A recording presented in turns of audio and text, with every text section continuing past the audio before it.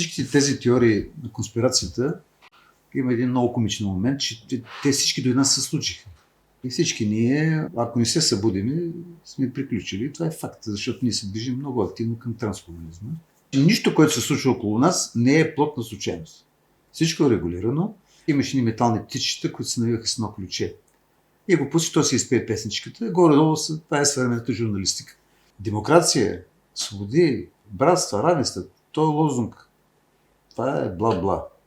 Има едно жестоко, безгранично грабене на ресурси природи. Всичко е война за ресурси. Това наистина предизвика, така се каже, един усмихнат гняв в мене. Те твърдения за глобализъм.